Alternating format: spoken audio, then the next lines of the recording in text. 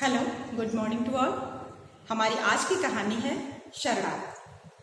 शरणागत मानवीय संवेदना की एक ऐसी अनूठी कहानी है जिसमें भारतीय संस्कृति की एक महान परंपरा शरणागत की रक्षा अर्थात शरण में आए हुए लोगों की रक्षा को मानवीय धर्म बताया गया है, मानवता का सबसे बड़ा उद्देश्य बताया गया है। इसके लेखक श्री वृंदावन लाल वर्मा हैं। वृंदावन लाल वर्मा मुख्य रूप से ऐतिहासिक उपन्यासों के लिए जाने जाते हैं, परंतु उन्होंने शरणागत जैसे कुछ सामाजिक कहानियों और सामाजिक उपन्यासों की रचना भी की है, जिसमें अमरबेल बहुत प्रसिद्ध है। इनका जन्म सन 1909 में तथा इनकी मृत्यु सन 1969 में हुई थी। वर्मा जी की ऐतिहासिक कृतियों में जो सबसे अधिक प्रसिद्ध है उसमें मृगनयनी, गढ़कुंठार, विराटा की पद्मिनी और झांसी की रानी मुख्य रूप से जाने जाते हैं। ये ऐसी ऐतिहासिक रचनाएं हैं, ऐसे उपन्यास हैं जिन पर हिंदी साहित्य गर्व करता है और इसी कारण उन्हें हिंदी के ऐतिहासिक उपन्यासकर्ता के रूप में ख्याति प्राप्त हुई है। इनके सामाजिक उपन्यासों में कुंडली चक्र, प्रत्यागत, कचनार, टूटे कांटे, अमरबेल, भुवन विक्रम आदि उल्लेखनीय रचनाएं हैं। शरणागत एक ऐसी कहानी है जिसमें तत्कालीन सामाजिक व्यवस्था में अस्पृश्यता की समस्या को दर्शाया गया है और उसके कारण इसके मुख्य पात्र यानी जो शरणागत व्यक्ति है रज्जब, उसको आधार बना करके कहानी की पटकथा लिखी गई है। कहानी में एक गरीब ठाकुर है जो सभी मान्यताओं को तोड़ते हुए अंततोगत्वा अपने शरण में आए हुए उस शरणागत की रक्षा करता है। इसमें ठाकुर के उस शरणागत की रक्षा करने के कर्तव्य का बड़ा ही रोचक, मार्मिक और उनके भावनाओं की सूक्ष्म अभिव्यक्ति की गई है। आइए कहानी पर ध्यान देते हैं।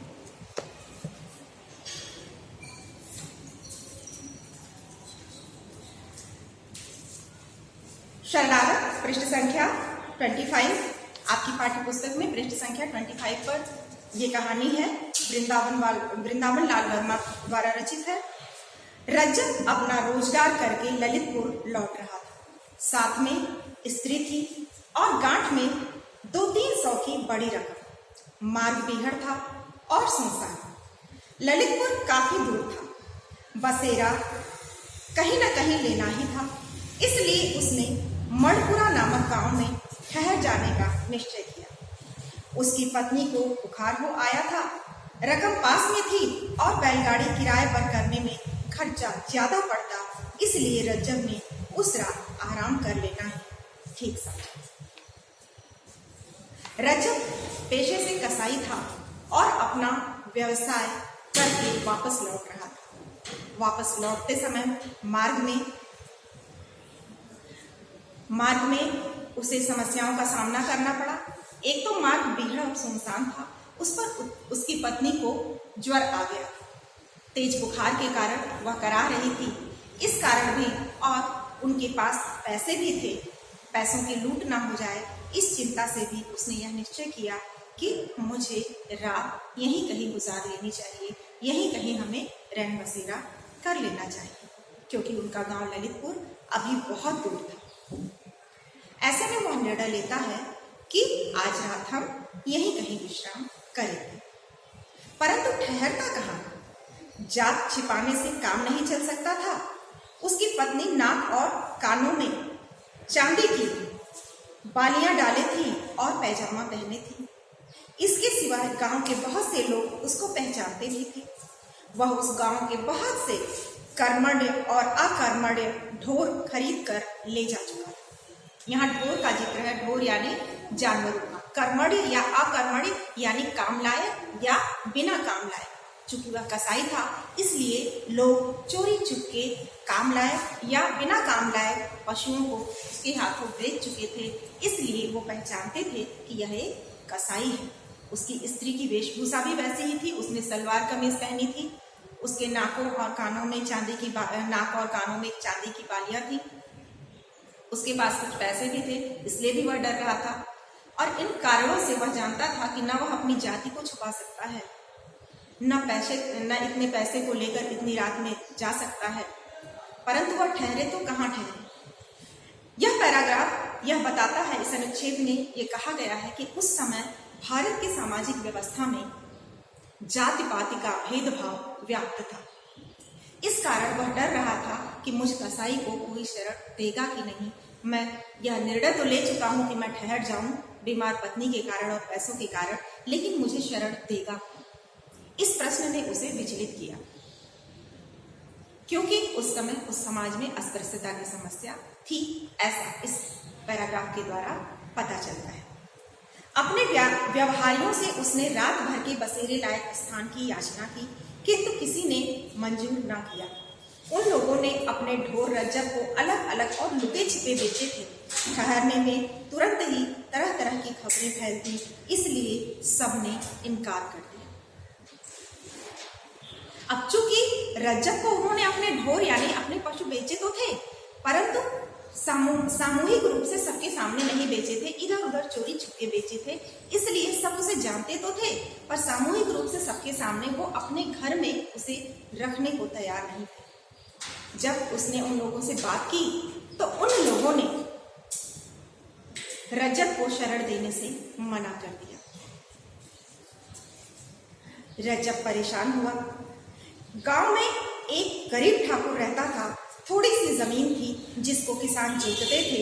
निज का हल बैल कुछ भी न था, लेकिन अपने किसानों से 2-3 साल का पेशगी लगान वसूल कर लेने में ठाकुर को किसी विशेष बाधा का सामना नहीं करना पड़ता। छोटा सा मकान था, किंतु उसको गांव वाले गढ़ी के आदर व्यंजक शब्द से पुकारा करते थे और ठाकुर को डर के मारे राजा शब्द से संबोधित करते थे। अब उन लोगों ने रज्जब को इशारा किया गांव के राजा साहब से मिलने का, जो कि एक गरीब ठाकुर है। उसके पास अपने खेत तो हैं, पर खेत को जोतने के लिए हल बैल नहीं है। उसके खेत में जो किसान मजदूरी करते हैं, अपने हल बैल से अनाज पैदा करते हैं, उन किसानों से ही वह 2-3 साल का लगान ले लेता था और उसे इसमें किसी प्रकार की बाधा नहीं आती थी। इसका तात्पर्य है कि वह इतना दबंग था, उसका इतना प्रभाव था लोगों पर कि कोई उसे लगान देने से मना नहीं करता था। इस प्रकार उसका व्यक्तित्व उन लोगों से कहीं अधिक श्रेष्ठ जान पड़ता था। शामत का मारा रज्जब इसी ठाकुर के दरवाजे पर अपनी ज्वरग्रस्त पत्नी को लेकर पहुंचा। अब गांव के लोग उससे डरते थे। डर के मारे लोगों ने उसे अपने घर में तो शरण दिया नहीं, तो उसके घर जाने का सलाह दिया, या यूं कहें कि उसके पास अब उसके पास जाने के सिवा कोई रास्ता भी नहीं बचा था कि वह राजा के पास जाए, क्योंकि गढ़ी के लोग उसी एक व्यक्ति को सम्मान की दृष्टि से देखते थे और उसके घर को गढ़ी के नाम से पुकारते थे, जो कि एक छोटा सा भवन था, और स्वयं उसे राजा नाम से संबोधित करते थे। जब शामत का मारा, शामत यानी मुसीबत, जब मुसीबत का मारा रज्जब उनके दरवाजे पर अपनी ज्वरग्रस्त पत्नी को, ज्वरग्रस्त यानी बुखार से तपती हुई पत्नी को लेकर पहुंचा, तब क्या होता है। ठाकुर पौर में बैठा हुक्का पी रहा था। रज्जब ने बाहर से ही सलाम करके कहा, दाऊजू एक विनती है। रज्जब बाहर से ही बरामदे में बैठे हुए राजा साहब से यानी उस ठाकुर से सलाम करते हुए कहता है कि दाऊजू आपसे एक विनती है, आपसे एक प्रार्थना है। ठाकुर ने बिना एक रत्ती भर इधर उधर हिले डुले पूछा, क्या? ठाकुर ने हिले डुले बिना वहीं बैठ करके उससे प्रश्न किया, क्या? रज्जब बोला, मैं दूर से आ रहा हूँ, बहुत थका हुआ हूँ, मेरी औरत को जोर से बुखार आ गया है। जाड़े में बाहर रहने से न जाने इसकी क्या हालत हो जाएगी, इसलिए रात भर के लिए कहीं 2 हाथ जगह दे दी जाए। रज्जब उनसे रिक्वेस्ट करता है, उनसे प्रार्थना करता है कि मैं मुसीबत का मारा हूँ, मेरी सहायता कीजिए और मुझे रात भर के लिए 2 हाथ जगह दे दीजिए। क्योंकि मेरी पत्नी ज्वरग्रस्त है, बुखार से पीड़ित है और मैं मुसीबत का मारा हूँ। इतनी रात को मुझे शरण चाहिए। वह शरण मांगता है, परंतु उस समय राजा उसे क्या उत्तर देता है या उत्तर के बदले अन्य प्रश्न करता है, इसकी चर्चा हम अगले भाग में करेंगे कि रज्जब के साथ ठाकुर का व्यवहार क्या होता है, उसे शरण मिलती है कि नहीं, और मिलती है तो कितने व्यवधानों के बाद किस प्रकार मिलती है। शरण मिलने के बाद क्या उसकी रक्षा कर पाने में किसी मुसीबत के समय ठाकुर सक्षम हो पाता है। ये सारी बातें हम कहानी के अगले भाग में आपको बताएंगे। तब तक प्रतीक्षा करें।